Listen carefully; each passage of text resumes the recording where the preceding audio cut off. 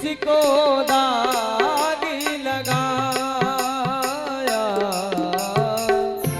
जन्म जन्म की मैली चादर, जन्म जन्म की मैली चादर, कैसे दाग छुड़ाऊं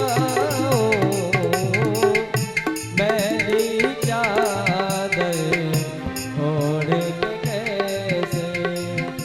द्वारी तुम्हारे आऊं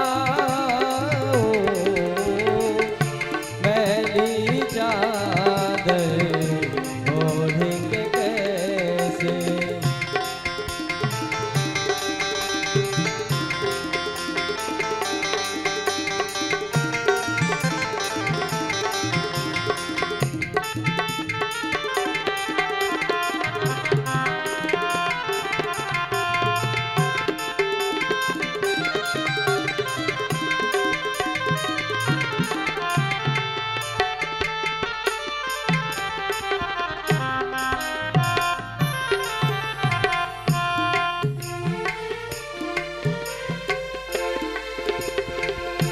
निर्मल वाणी पाकर तुझी से नाम न तेरा गाया हो। नैन मूदी कर हे परमेश्वरी कभी न तुझी को ध्याया। मन बीड़ा की तारे टूटी, मन बीड़ा की तारे टूटी, अब क्या गीत सुनाऊं मैली चादर ओढ़ के कैसे।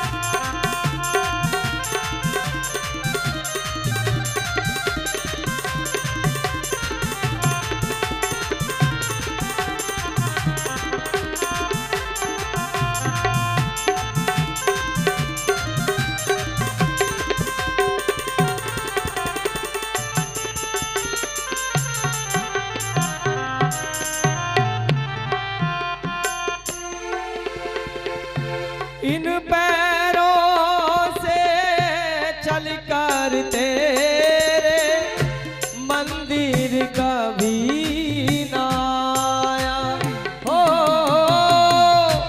जहाँ जहाँ हो पूजा तेरी कभी न शीश झुकाया। हे हरि हार के आया, हे हरि मैं हार के आया। अब क्या हार चढ़ाऊं मैली चादर ओढ़ के कैसे। द्वारी तुम्हारे आऊं मैली चादर ओढ़ के कैसे। द्वारे तुम्हारे आऊं मैली चादर।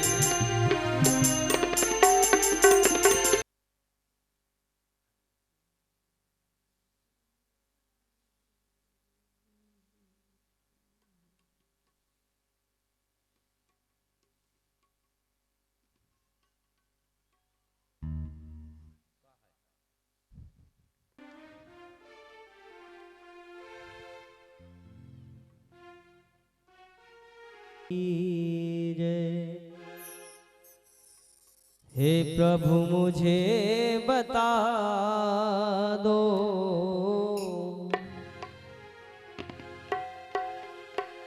चरणों में कैसे आऊं, माया के बंधनों से, माया के बंधनों से अब मुक्ति कैसे पाऊं। हे प्रभु मुझे बता दो।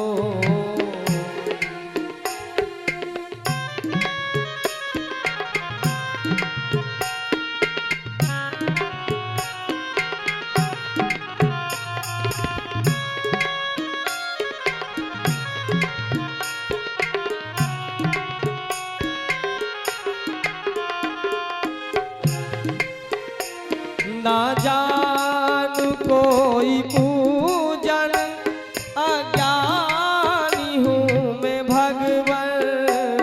ना जान कोई पूजन, अज्ञानी हूँ मैं भगवन। करना कृपा दयालु, करना कृपा दयालु, बंधन से छूट जाऊं। हे प्रभु मुझे बता दो, हे प्रभु मुझे बता दो। चरणों में कैसे आऊं, माया के बंधनों से, माया के बंधनों से अब मुक्ति कैसे पाऊं। हे प्रभु मुझे बता दो।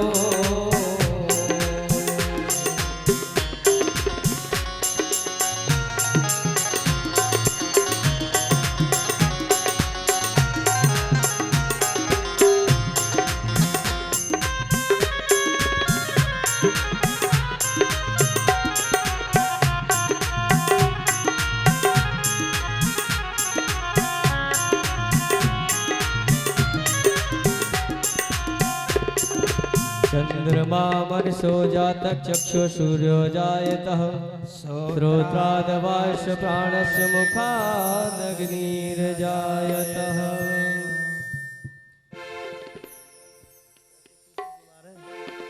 श्री भागवत भगवान की है आरती, पापियों को पाप से है तारती। श्री भागवत भगवान की है आरती, पापियों को पाप से है तारती।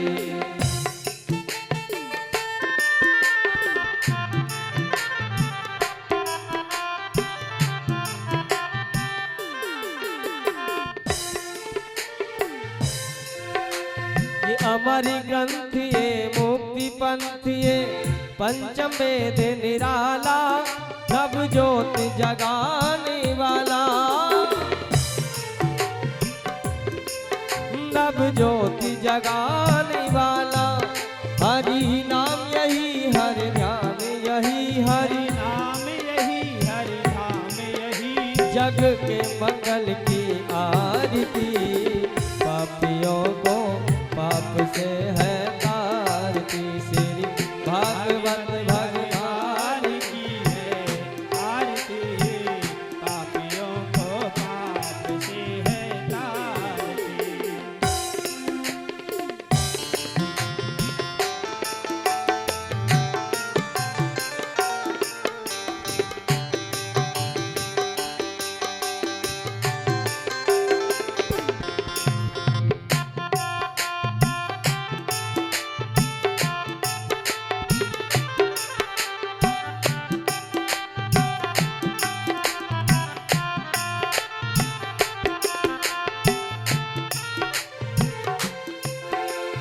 शांति गीत पावन पुनीत, पापों को मिटाने वाला, हरि दर्श कराने वाला।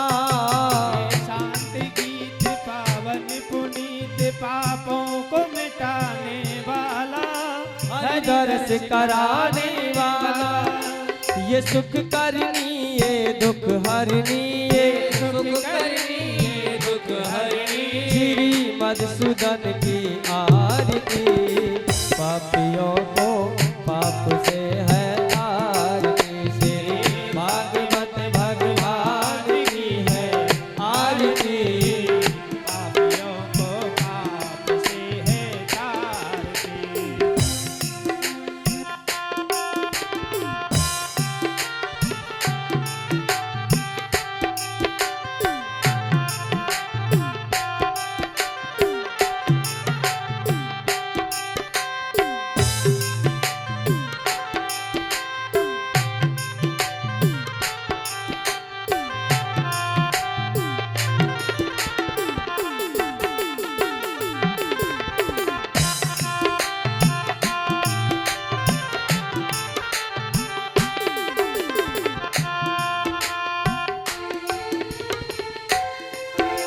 ये मधुरी बोली जगपंथी खोल सद मार्ग बताने वाला, बिगड़ी को बनाने वाला। मधुर बोल जगबंद खोल सन्मार्ग बताने वाला, बिगड़ी को बनाने वाला। श्री राम यही घनश्याम यही श्री राम यही घनश्याम यही प्रभु की महिमा की आरती, पापियों को पाप से है तारती, श्री भागवत भगवान की है आरती। पापियों को पाप से है तारती। श्री भागवत भगवान की है आरती, पापियों को पाप से है तारती।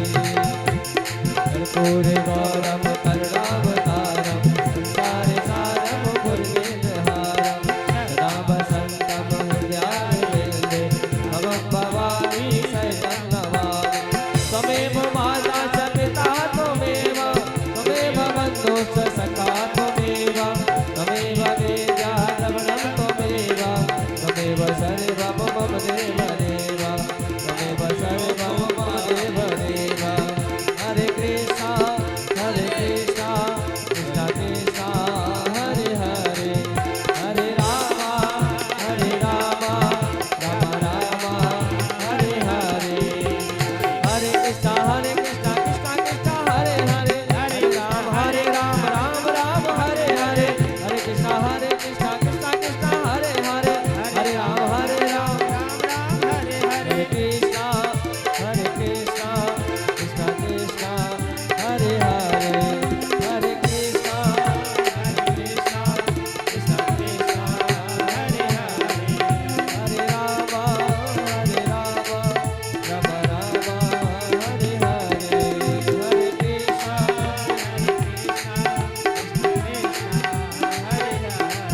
हरे राम राम राम हरे हरे। हरे कृष्णा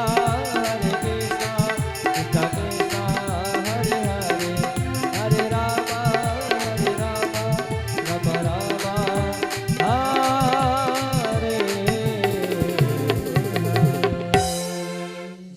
जी की जय हो, श्री सुखदेव जी महाराज की जय हो, नगर के सभी देवी देवताओं की जय हो। जय जय श्री राधे, जय जय श्री राधे, जय जय श्री राधे। श्याम नमः पार्वती पतये, हर हर महादेव। शंभु। बड़े श्रद्धा और भक्ति के साथ इस ज्ञान रूपी गंगा में गोते लगाएंगे और सभी लोगों से करबद्ध निवेदन है, कथा पंडाल में बैठ करके कोई एक दूसरे से वार्तालाप नहीं करेंगे। भगवान की कथा का मनन और चिंतन जरूर करेंगे।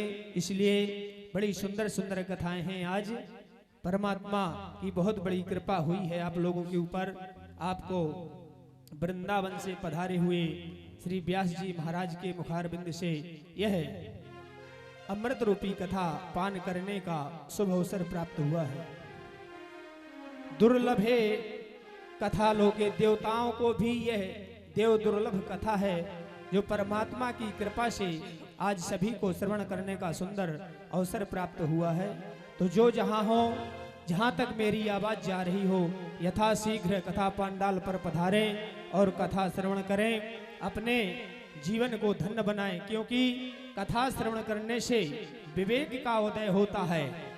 भाग्योदयेन बहुजन्म समर्जतेन सत्संगमं च लभते। हरि ओम। श्री गणेशाय नमः। श्री सरस्वत्यै नमः।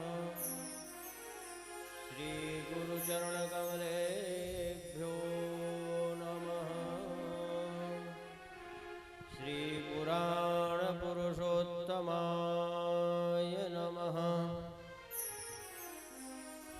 ध्येयं सदा परिभवग्नमभीष्टदोहम्। तीर्थास्पदं शिवविरञ्चनुतं शरण्यम्। वृद्ध्यार्थिहं प्रणतपालभवाब्धिपोतम्। वन्दे महापुरुषते चरणारविन्दम्।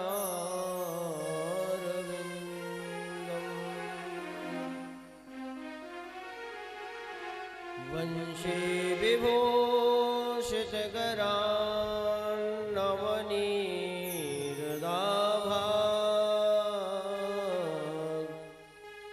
पीताम्बरादरुणबिम्बफलाधरोष्ठा। पूर्णेन्दुसुन्दरमुखीधरविन्दनेत्रा।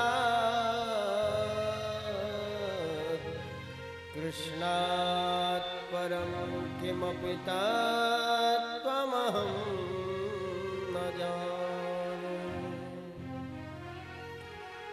प्रेमानन्दोत्पुलकितगात्रो विद्युद्धाराधरसमकान्ति। राधा कृष्णो मनसि दधानम्।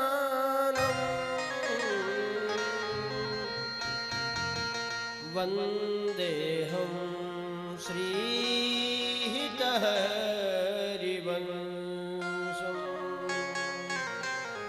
वन्देऽहं श्रीगुरुहरिवंशम्।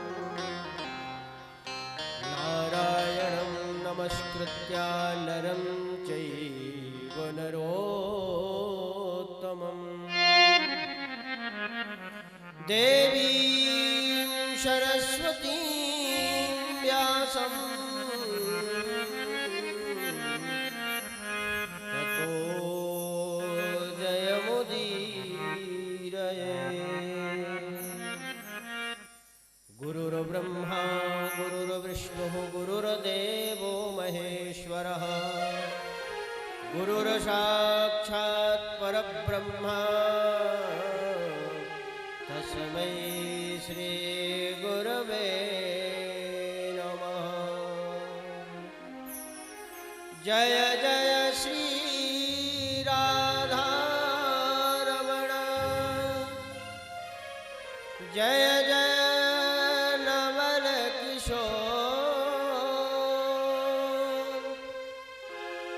जय गोपी चित चोर प्रभु।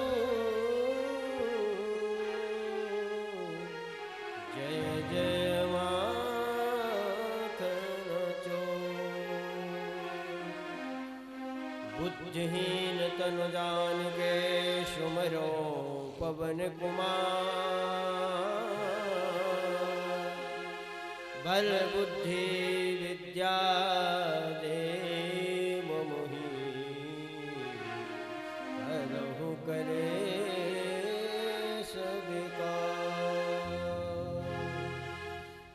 बोले श्रीमद् भागवत महापुराण की, वृंदावन बिहारी लाल की जय हो। श्री श्री सद्गुरुदेव भगवान की जय हो।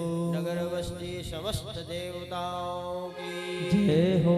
श्रीमान हनुमान जी महाराज की जय हो। राधा वल्लभ लाल की जय हो। जय जय श्री राधे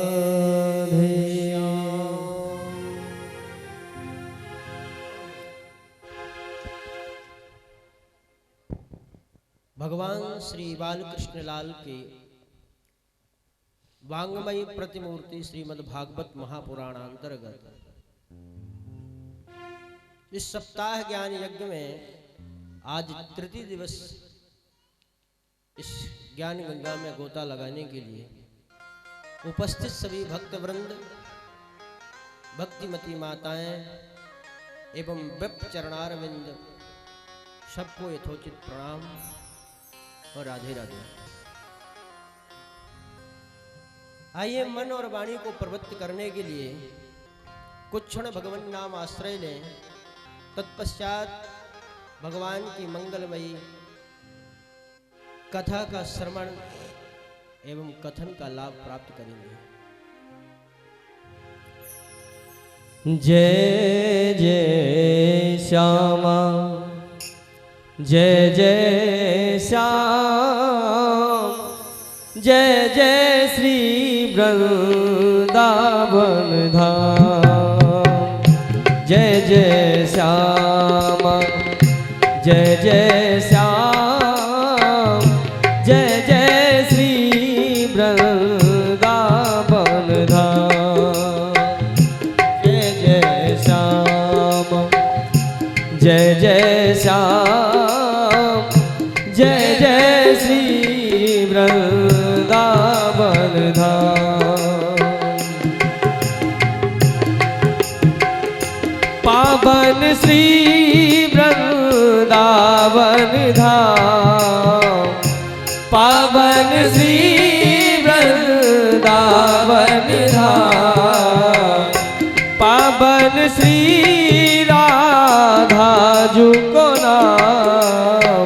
जय जय श्यामा जय जय श्याम, जय जय श्री वृंदावन धाम।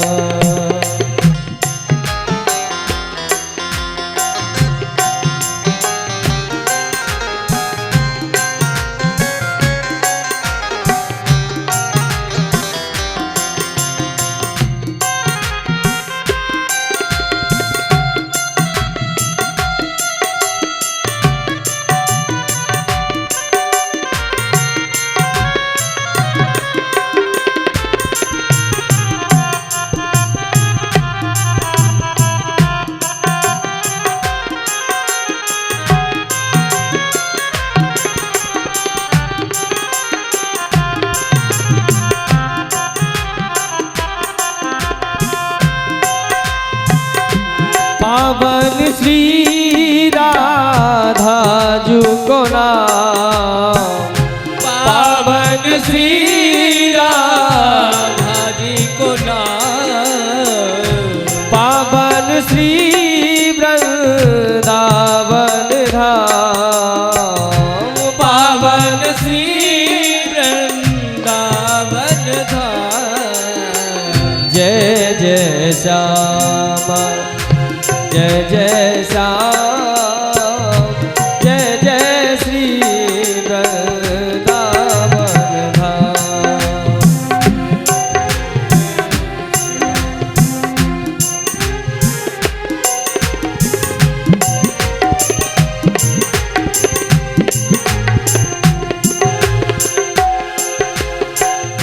पावन जिस पावन श्यामा पावन श्याम पावन श्री वृंदावन धाम। पावन श्यामा पावन श्याम पावन श्री वृंदावन धाम।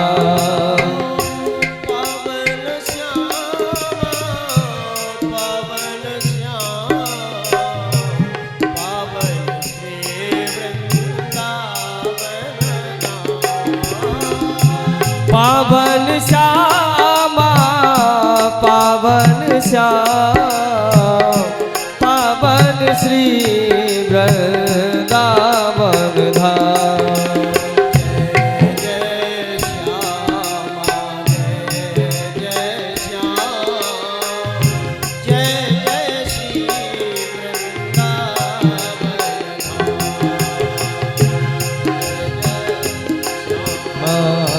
जय जय श्याम जय जय श्री वृंदावन धाम।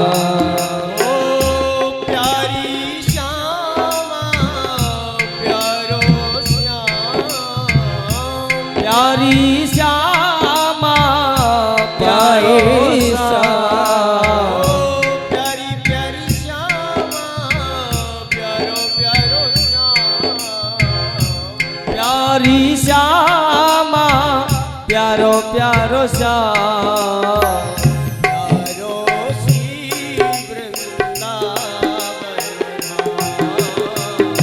प्यारो श्री वृंदावन धाम। बोलो जय जय श्यामा जय जय श्याम जय जय श्री वृंदावन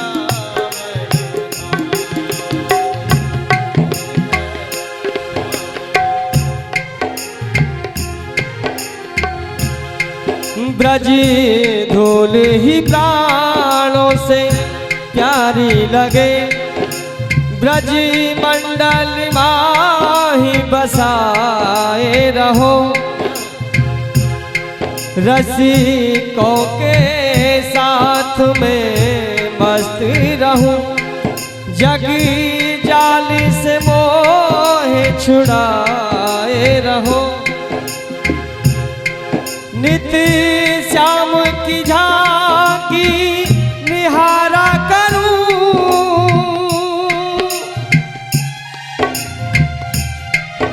अपने हृदय से लगाए रहो।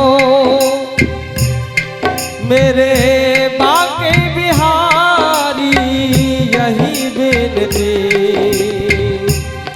मेरे नैनों से नैन मिलाए रहो। मेरे नैनों से नैन मिलाए रहो। जय जय श्यामा जय जय श्याम जय जय श्री वृंदावन धाम। जय जय श्यामा जय जय श्याम जय जय श्री वृंदावन धाम। पावन श्री श्यामा जुको नाम, पावन श्री ओ पावन श्री वृंदावन धाम। पावन श्री वृंदावन धाम। जय जय श्यामा जय जय श्याम जय जय श्री वृंदावन धाम। जय जय श्यामा जय जय श्याम जय जय श्री वृंदावन धाम। जय जय श्यामा जय जय श्याम जय जय श्री वृंदावन धाम। जय जय श्यामा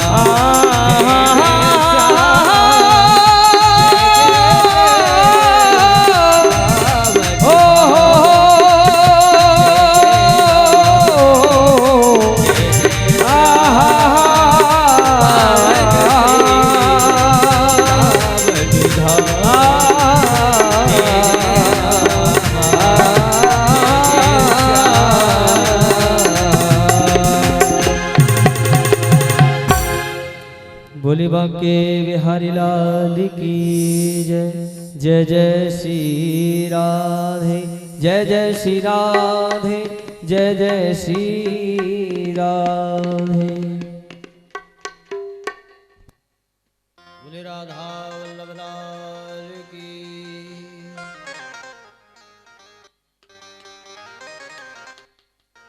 श्रीमद् भागवत महापुराण अंतर्गत पूर्व प्रसंग में आप लोगों ने श्रवण किया कि इतने परम धर्मात्मा राजा परीक्षित, जिनके द्वारा किसी संत ब्राह्मण का अपमान हुआ और उनको 7वें दिन मृत्यु का एक अभिश्राप लग गया। ब्राह्मण के द्वारा दिया गया श्राप, ऋषि कुमार ने श्राप दिया। ऋषि को जब पता चला तो उन्होंने कहा, बेटा अब आज के बाद कभी परीक्षित जैसा राजा होना असंभव है, क्योंकि परीक्षित बहुत ही परम धर्मात्मा राजा थे। इसके बाद जो राजा होंगे वो सब धर्म से कोई लेना देना नहीं होगा, और तुमने यह बहुत गलत कार्य किया है। अब तो धर्म निरपेक्ष हो गए हैं सब, ऐसा धर्मात्मा राजा नहीं मिलेगा। अपने शिष्यों को बुलाया और कहा कि जाकर के राजा को सूचित कर दो कि आज से 7वें दिन तुम्हारी मृत्यु होगी। अपना जो भी उपाय आप खोज सकते हैं खोज लें। उधर जैसे ही परीक्षित जी महाराज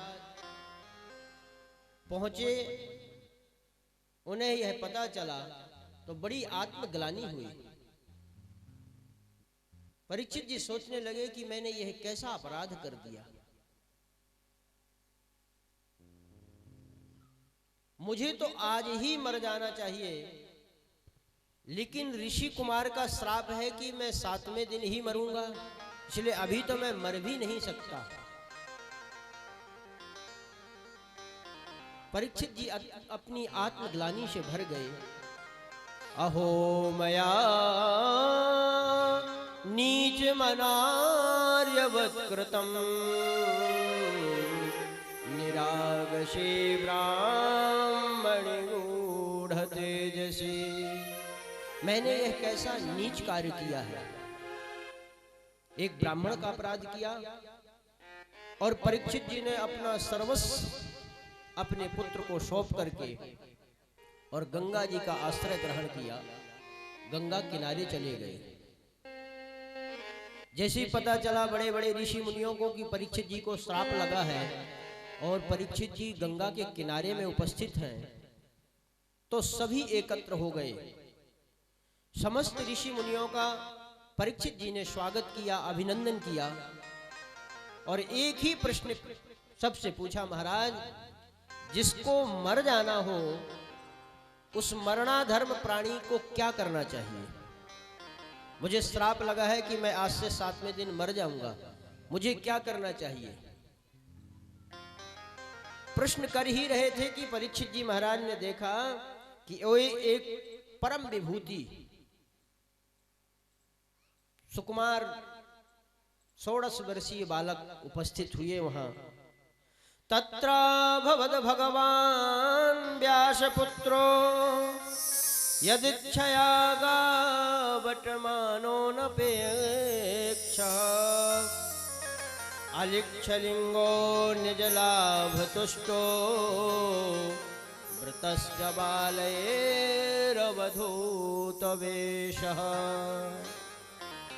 तत्र भवद भगवान व्यासपुत्रो, मानो भगवान ही व्यासपुत्र के रूप में उपस्थित हो गए हो। परीक्षित जी ने ज्यों ही देखा, समस्त ऋषि मुनियों के साथ में उनका भी स्वागत अभिनंदन किया और श्री सुखदेव जी महाराज को बिठाया। सुखदेव जी ने आसन ग्रहण किया। परीक्षित जी कहते हैं, प्रभु आप की स्मरण मात्र से जीवों के पाप नष्ट हो जाते हैं, आप सिद्ध महात्मा हैं, और फिर यह तो मेरा परम सौभाग्य है जो आज मैं आपका पाद्य अर्घ आचमन आदि करने का भागी बना हूं, मैं आपका अर्चन कर रहा हूं, यह मेरा परम सौभाग्य है। आज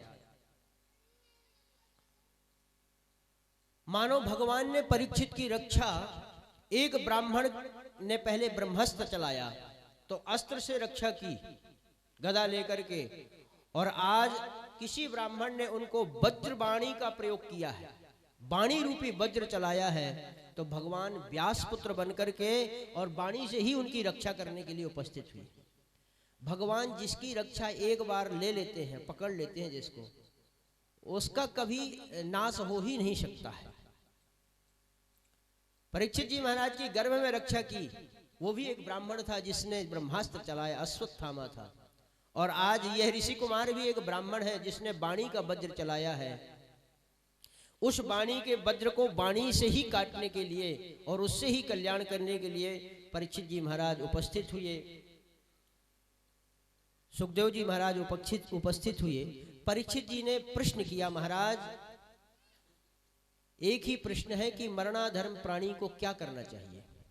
मुझे आज से 7वें दिन मर जाना है, तो मरने वाले को क्या करना चाहिए?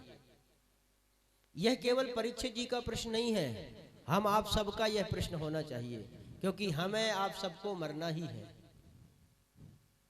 तो जीव मात्र के लिए यह सुनना बहुत जरूरी है कि मरने वाले को क्या करना चाहिए। इतने सारे ऋषि मुनि आए, लेकिन किसी ने इस प्रश्न का सही उत्तर नहीं दिया। और ज्यों ही सुखदेव जी महाराज पधारे, परीक्षित जी ने प्रश्न किया, तो सुखदेव जी महाराज बहुत गदगद हो गए। राजन, बड़ा सुंदर प्रश्न किया है। बरीयाने शते प्रश्न क्रतो लोक हृदो नृपा आत्मविसम्मतां पुंसां श्रोतव्या दिशुयः परः। राजन, आपने बड़ा ही सुंदर प्रश्न किया है। राजा उसी को कहते हैं जो अंतिम समय तक प्रजा का कल्याण ही सोचे। परीक्षित जी महाराज राजा थे, और परीक्षित जी महाराज चाहते तो कोई यज्ञ आदि कर सकते थे जो मृत्यु में विजय पाई जा सके, महामृत्युंजय का जप करवाते। लेकिन परीक्षित जी उससे अपना कल्याण तो कर पाते, लेकिन यदि परीक्षित जी आज यह प्रश्न नहीं किए होते तो जगत के समस्त प्राणियों को कैसे कल्याण की भावना और इस प्रश्न का उत्तर प्राप्त होता। तो राजा है, राजा तो प्रजा का भला ही चाहता है। इसलिए सुखदेव जी के सामने परीक्षित जी ने यह प्रश्न किया। सुखदेव जी ने कहा, राजन, यह तो लोक कल्याण का प्रश्न है, तुमने यह सुंदर प्रश्न किया है, और इस भावना को सोचने वाला है ही कौन? क्योंकि जीव जन्म लेते ही निंद्रिया ह्रियते नक्तम व्यवाये न च वावयः दिवाचार्थे हृता राजन कुटुंबाभरणेन च। जीव जन्म लेते ही बड़ा हुआ तो दिन में, रात्रि में तो खर्राटे बजा के पूरी रात सोता है, और सुबह होते ही उदर भरण के लिए निकल पड़ता है। केवल 2 ही काम रह गए हैं, सोना और खाना। पूरी जिंदगी केवल इसी व्यवस्था में सबकी निकल जाती है, और उसमें भी पूर्ति नहीं होती है। नौकरी में चाहे जितना है, जब तक 2 नंबर का नहीं कमा लेंगे तब तक हमारी ख्याति भी नहीं बढ़ सकती। बेटी के लिए बेटा देखने जाएंगे तो पूछेंगे, भाई क्या करता है लड़का? नौकरी में है। अरे तो बहुत छोटी नौकरी है। अरे लेकिन ऊपरी कमाई बड़ी है। कितने प्रसन्न होते हैं हम लोग, बेईमान और चोरी में इतने प्रसन्न रहते हैं हम। सुखदेव जी कहते हैं, राजन, रात्रि भर तो सोना और सुबह होते ही उदर भरण की व्यवस्था में लग जाना। केवल जीव को यही काम रह गया। मात पिता बालक नहीं बुलावही, उदर भरे सो धर्म सिखाव। कलयुग की ये विडंबना है। बस माँ बाप की यही इच्छा होती है कि मेरा बेटा नौकरी में लग जाए, खूब पैसा कमा ले, ठाट बाट हो जाए, बस। राजन, इस तरह की सोच ही किसकी रह गई है? अगर आप मृत्यु के भय से मुक्त होना चाहते हैं तो आपको 3 बातों को करना चाहिए। जो भी व्यक्ति मृत्यु के भय से मुक्त होना चाहता है उसे 3 बात याद रखनी चाहिए। बोले वो 3 बातें कौन सी हैं? श्रोतव्यः कीर्तितव्यश्च स्मर्तव्यः चेच्छदा भयम्। जो अभय होना चाहता है मृत्यु के भय से उसको श्रोतव्य, कीर्तितव्य, स्मर्तव्य 3 बातें करनी चाहिए। पहले तो भगवान की कथा को खूब सुनना चाहिए, क्योंकि जितना सुनोगे उतनी भगवान में आसक्ति होगी। और मन की एक कमजोरी होती है, जिसके बारे में जितना सुनता है उसी का दीवाना हो जाता है। जिसकी बड़ी बड़ी बातें सुनी उसी का यह दीवाना हो गया। इसलिए सबसे पहले भगवान की कथा को खूब सुनो, और अगर कोई सुनाने वाला ना मिले तो फिर खुद सुनाने लग जाओ। भगवान की कथा कीर्तन का व्याख्यान करो, और यदि कोई भी सुनने सुनाने वाला ना हो तो भगवान का स्मरण करो। श्रोतव्य कीर्तव्यश्च स्मर्तव्यः चेच्छदा भयम्। क्योंकि जब भगवान की कथा को सुनेंगे तो हृदय द्रवित होगा, और जब भगवान की दिव्य कथाओं को सुनेंगे हृदय द्रवीभूत होगा। उस समय आप मन को जैसा मोड़ना चाहो मुड़ जाएगा, क्योंकि उस समय मन बहुत द्रवित है। और दुखी व्यक्ति को कोई भी भड़का सकता है। कोई व्यक्ति परेशान हो और किसी की शरण में जाए तो उसको उल्टा सीधा भर के आप कैसा भी बना सकते हैं, फिर खूंखार भी बना सकते हैं, उसको ज्ञानोपदेश दे करके उसका दुख भी हरण कर सकते हैं। इसलिए श्रवण करें भगवान की कथाओं को। अगर श्रवण कराने वाला कोई ना मिले तो स्वतः कथा कीर्तन कहे, और अगर कहने वाला सुनने वाला कोई ना मिले तो फिर अपने आप में भगवान का स्मरण करें।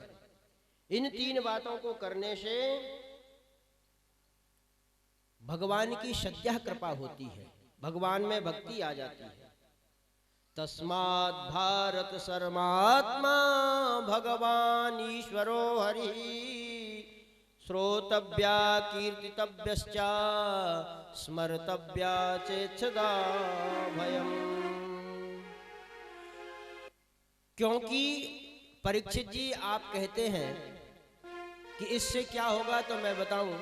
मैं भी निर्गुण निराकार की उपासना में लगा था, जन्म लेते ही जंगल चला गया, लेकिन भगवान की जैसी मधुर मधुर कथा का मैंने श्रवण किया तो जंगल छोड़ करके पुनः घर आ गया। क्योंकि सुखदेव जी महाराज को लाने के लिए वेदव्यास जी ने अपने शिष्यों को श्लोक पढ़ाए, और वो श्लोक उन्होंने जंगल में गुनगुनाए। उनको सुनकर के फिर वो घर चले आए। तो जो जंगल चले गए थे भगवान की कथा और चरित्र को सुनकर के पुनः घर में आ गए। इसलिए भगवान के चरित्र बहुत आकर्षित हैं। लेकिन परीक्षित जी ने प्रश्न किया, महाराज मेरी तो केवल 7 दिन की आयु है, फिर मेरा कैसे उद्धार होगा?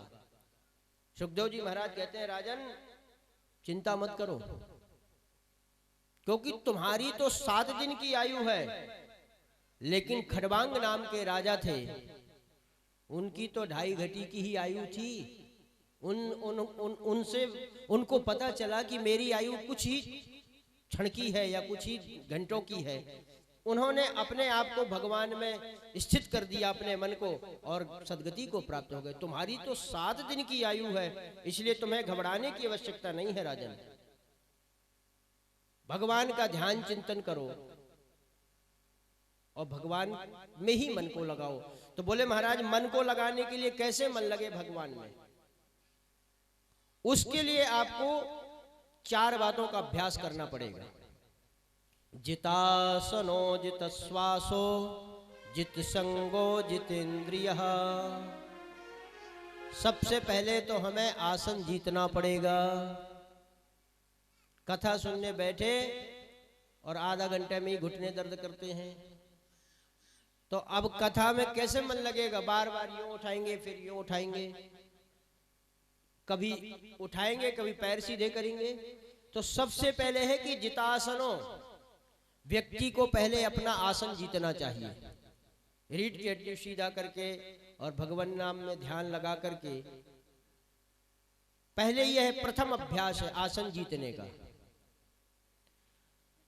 जितस्वासो, आसन जीतेंगे, उसके बाद में कहीं श्वास पर नियंत्रण करें अपने, क्योंकि श्वास का हमारे अंदर बहुत ही बड़ा पावर है, अधिकार है। आप देखते होंगे जो व्यक्ति अधिक क्रोध करता है उसकी श्वास भी बहुत तीव्र गति से चलने लग जाती है। तो पहले आसन को जीते, फिर श्वास को जीते। पूरक, रेचक, कुंभक आदि विधि से श्वास पर नियंत्रण करे। फिर जित संगो जितेंद्रिया, इसके बाद में संग को जीते।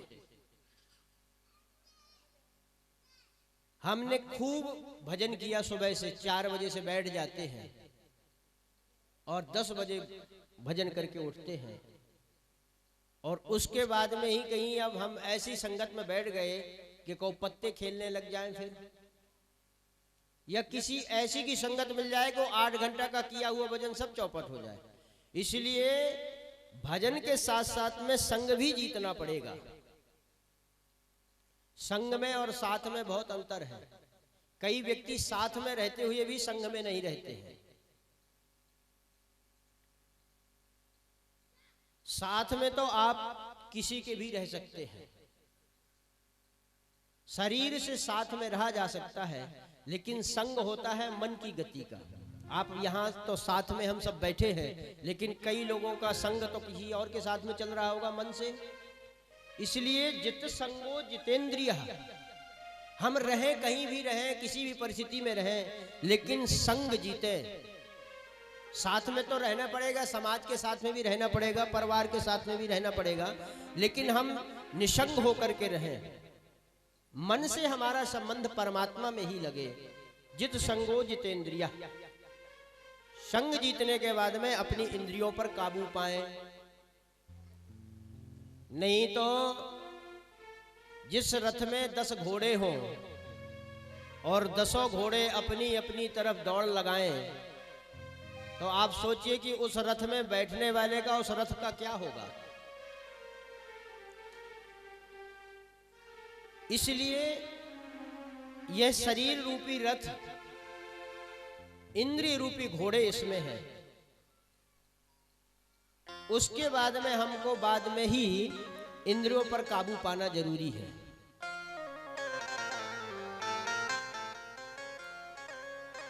इस तरह से भगवान के लिए इन 4 बातों का अभ्यास करें, उसके बाद ही हम भगवान का ध्यान करें। और हमारी आपकी आदत क्या है कि हम पहली सीढ़ी से नहीं चढ़ना चाहते, डायरेक्ट ध्यान में पहुंच जाते हैं। इसलिए सबके साथ में रहते हुए पहले इन चीजों का अभ्यास करना चाहिए। आसन को जीतें, अपने श्वास पर कंट्रोल करें, फिर संग को जीतें, फिर अपनी इंद्रियों पर कंट्रोल करें। इसके बाद ही भगवान का ध्यान करें। भगवान के 2 तरह के ध्यान हैं, 2 तरह का स्वरूप है भगवान का। एक है स्थूल स्वरूप और एक सूक्ष्म स्वरूप। यह जो भी आपको दिख रहा है सब भगवान का ही स्वरूप है। भगवान के ये जितने भी पर्वत श्रृंखलाएं हैं भगवान की बड़ी बड़ी हड्डियां हैं। वृक्ष आदि भगवान के रोम हैं। नदियां भगवान की नाड़ी हैं, छोटी छोटी नदियां नस नाड़ियां हैं। चारों वर्ण भगवान के 4 अंग हैं। देखिए, जब किसी का स्वास्थ्य देखना होता है तो सबसे पहले उसकी नाड़ी देखी जाती है, और अगर नाड़ी सही नहीं चल रही है तो समझो कि अब इसका स्वास्थ्य सही नहीं है। भगवान की नाड़ियां हैं नदियां, हमारी जितनी पवित्र नदियां हैं। और आज क्या नाड़ी सही चल रही है क्या? आज नाड़ी बिगड़ गई है, इसलिए धर्म का स्वास्थ्य भी बिगड़ चुका है। बड़ी बड़ी पवित्र नदियां सरिता बन के रह गई हैं, केवल साधारण नदी, और वो भी प्रदूषित है। तो हमारी नाड़ी ही जब खराब है तो स्वास्थ्य कैसे सही रह सकता है? इसलिए भगवान की नाड़ी है, नदियां, चारों वर्ण भगवान के 4 अंग हैं, ब्राह्मण, क्षत्रिय, वैश्य और शूद्र।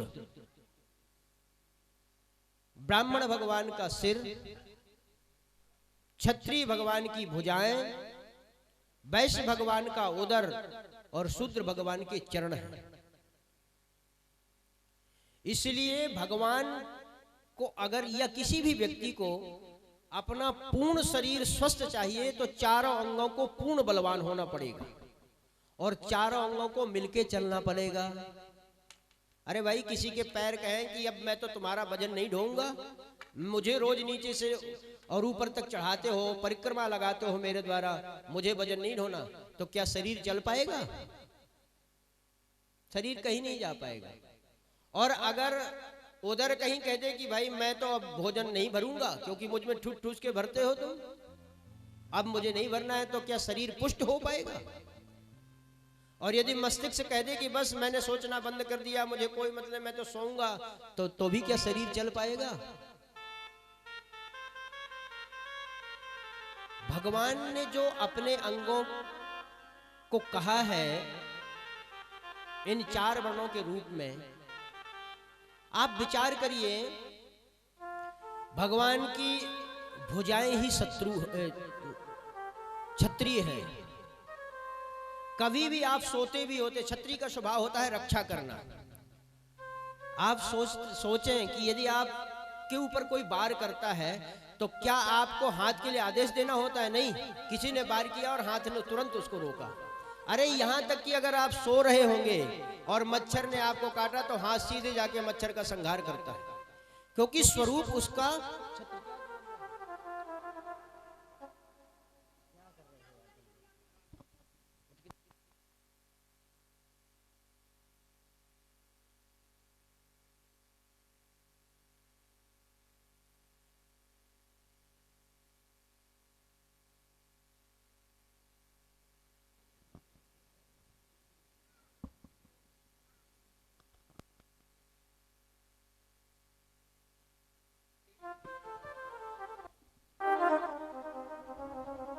बोलो राधे राधे।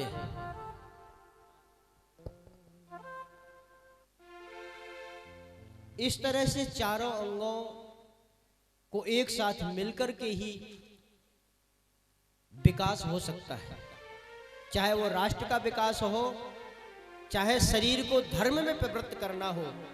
जब तक सभी मिलकर के नहीं चाहेंगे तब तक असंभव हो जाता है। यह भगवान का स्थूल स्वरूप है।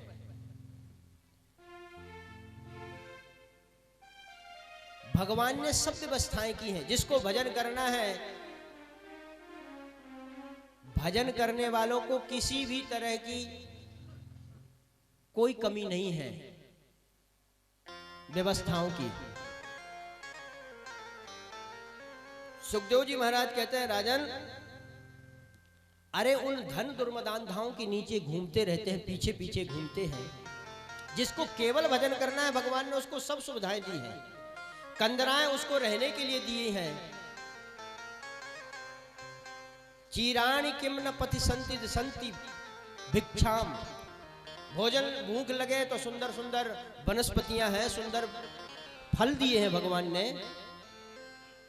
पीने के लिए सुंदर झरने भगवान ने लगा दिए हैं जल पीने के लिए। फिर किस, अगर जीवन यापन करना है केवल और भजन करना है तो उसके लिए भगवान ने पहले ही व्यवस्थाएं कर दी। एक संत जी थे, उनके मन में आया, जंगल में रहते थे, मन में आया कि भाई हलवा खाने को मिल जाए तो बड़ा आनंद आएगा। अब जंगल में बाबा जी को कहाँ हलवा रखा है, तो आगे बढ़े तो देखा कि एक केला लगा था और केला तोड़ा, पका हुआ केला था और केला को छीला और खाए। बोले, वाह महाराज, धन्यवाद भगवान आपका, क्या पैकिंग करके हलवा भेज दिया है आपने। तो भगवान तो पूरा व्यवस्था कर दिए हैं अपने भक्तों के लिए। जिस तरह से आप रहना चाहें भगवान का भजन करें। अरे भगवान ही तो सब जीवों को चला रहे हैं। जब आप मां के गर्भ में थे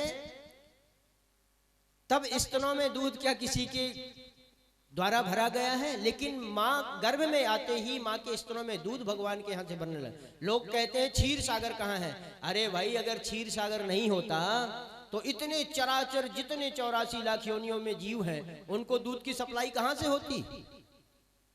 भगवान की बनाई हुई प्रकृति का ही तो यह विधान है। जब दांत नहीं थे तो दूध दे दिया। धीरे धीरे भगवान ने फिर शरीर को बड़ा किया तो हम धीरे धीरे भोजन करने लग गए। जैसे ही हमारी आंतें या हमारा शरीर बड़ा होने लग गया तो हमें अब मजबूत चीजें भोजन के लिए दी गई। हम धीरे धीरे भोजन करने लग गए क्योंकि हम उसको पचा सकते हैं। भगवान की व्यवस्था ऐसी है। और जैसे ही हमारी वृद्धावस्था आने लग गई तो भगवान ने दांत छीन लिए कि भाई अब ये दांत हमें लौटा दो। क्यों? अब बोले तुम्हें दांतों की जरूरत नहीं है, क्योंकि ज्यादा पौष्टिक चीज या ज्यादा मजबूत चीज खाओगे तो तुम्हारी आंत उसको नहीं पचा पाएगी। इसलिए दांत छीनना शुरू कर लिया भगवान ने। अब तुम सत्तू घोर घोर के पियो और इसी में आनंद रहो। तो भगवान ने ऐसी व्यवस्था की, भगवान के स्वरूप का वर्णन किया। इसके बाद में सुखदेव जी महाराज ने परीक्षित जी से कहा, जो मनुष्य सद्यो मुक्ति और क्रम मुक्ति का वर्णन किया। कुछ लोग तो ऐसे हैं जो डायरेक्ट भगवान के पास जाना चाहते हैं, लेकिन कुछ ऐसे हैं कि नहीं महाराज, हमें संसार में भी रहना है और हमें भगवान को भी चाहिए। हम दोनों भक्ति मार्ग से हम जाना चाहते हैं। तो बोले भाई, अगर तुम्हें ज्यादा वो है, संसार की वस्तुओं की जरूरत है, तो आप उपासना मार्ग से भी जा सकते हैं। तो आपके मन की वस्तु प्राप्त हो आपको, उसके लिए भगवान ने उपासना मार्ग बताया। आपको जो चाहिए उसके हिसाब से आप देवताओं की उपासना करें और आप उनको प्राप्त कर सकते हैं। अगर आप धन को चाहते हैं, अन्न की जरूरत है, तो मां अन्नपूर्णा की उपासना करो। अगर आप विद्या चाहते हैं तो भगवान भोलेनाथ की उपासना करो। अगर आप पति पत्नी में सुख चाहते हैं तो उमा सती महारानी देवी जी का उपासना प्रार्थना करो। जिस तरह से जो चाहेंगे वो प्राप्त हो जाएगा। तो बोले भाई, आपने सबका गिनवा दिया कि इनका इनका करो, तो क्या मुरली मनोहर की उपासना करने से कुछ नहीं मिलेगा? आपने इनके लिए तो बताया ही नहीं। तो बोले नहीं नहीं, ऐसी कोई बात नहीं है। अकामा सर्व कामो वा मोक्ष कामोदारधि ही। एक एक देवता की उपासना करके अगर हम एक एक वस्तु पाएंगे तो बूढ़े हो जाएंगे और भोग भी नहीं पाएंगे, क्योंकि उपासना में ही लगे रहेंगे। तो उसका क्या साधन है कि जो हम एक की उपासना करें और सब कुछ पा सकें? तो बोले उसका एक ही उपाय है, अकामः सर्व कामो वा मोक्ष कामोदारधि। यदि आप कुछ भी नहीं चाहते हैं, केवल आत्म कल्याण की भावना से आप जीवन जीना चाहते हैं कि मेरा कल्याण हो जाए, और ये आप सब कुछ चाहते हैं, मुझे संसार भी मिले और मुझे ईश्वर भी मिले, मुझे भक्ति भी मिले और मुझे भोग भी मिले, उसके लिए आपको अकामः सर्व कामो वा मोक्ष कामोदारधि, या तो अकाम या सर्व काम या मोक्ष की कामना से, किसी भी कामना से यदि आप उपासना करने चाहते हैं तो वो एक ही है, भगवान श्री कृष्ण या राम। तीव्रेण भक्ति योगेन यजेत पुरुषः परम। परम पुरुष श्री कृष्ण की भक्ति करो, आपको सब कुछ प्राप्त हो जाएगा। इस तरह से भगवान की भक्ति का उपदेश दिया। जीवन हमें केवल और केवल आत्म कल्याण के लिए ही प्राप्त हुआ है। अगर हम आत्म कल्याण नहीं करते हैं तो इस दुनिया में तो जाने के बाद सब कहते हैं अरे क्या किया उसने, ना तो भजन किया और ना भोग ही किया। और अगर जीवित रहोगे तो कोई आपकी सराहना नहीं करने वाला। तो बोले कोई सराहना नहीं करेगा? बोले कुछ लोग हैं जो आपकी सराहना करेंगे। स्वविड वराहोष्ठ खरे, बोले कौन कौन है? बोले स्वर्ण, बिडबराह, ऊष्ट और खर। बोले ये कौन है भाई, ये कहाँ के जीव जंतु हैं? तो श्वान बोलते हैं कुत्ते को। कुत्ता जब देखता है, जो व्यक्ति जरा जरा सी बात पर किसी न किसी से उलझ ही जाते हैं, चलते हुए आदमी से अचानक ना कोई कारण ना कुछ कार्य, उसको तो केवल उलझना है और किसी पे भी वो चिल्लाने लग जाता है। कुत्ता उसको देख के कहता है भाई स्वरूप से या शकल सूरत से तो मुझ जैसा नहीं लगता, लेकिन कोई खानदानी है मेरा, क्योंकि मैं भी जब दूसरे कुत्ते को देखता हूं तो अचानक भौंकने लग जाता हूं, और ये भी जब किसी भी आदमी से उलझ जाता है अपने आप, तो एक ही प्रशंसा करेगा, वो है श्वान। बोले दूसरा प्रशंसक कौन है? बोले बिडबराह है, शूकर, जिसको उचित अनुचित कुछ भी पता नहीं है, केवल शरीर के पोषण में मुझे कहां से धन मिल जाए, मैं कैसे कमा लूं, उसका उचित अनुचित से कोई संबंध नहीं है। केवल इस तरह की जिसकी सोच है उसकी तो केवल सराहना वही करेगा, बिडबराह है। शूकर को कोई मतलब नहीं है पवित्र पवित्र से, उसको तो केवल पेट भरना है। और तीसरा है ऊष्ट, थोड़ा सा कुछ सम्मान मिल गया या थोड़ा सा धन मिल गया या थोड़ा सा पावर मिल गया तो ऊंट की तरह मुंह उठा के चलते हैं। अब तो किसी से बात ही नहीं करते, इतने बड़े हो गए कि अब हमें सब छोटे दिखने लग गए। मेरी बराबरी का कोई नहीं है जो मैं किसी से अपनत्व या भाईचारा या संबंध रख सकूं। तो उस ऐसे व्यक्ति की प्रशंसा ऊंट ही करता है। और चौथा प्रशंसक है खरई, मतलब गधा। गधा भी कुछ प्रशंसा करता है देख करके।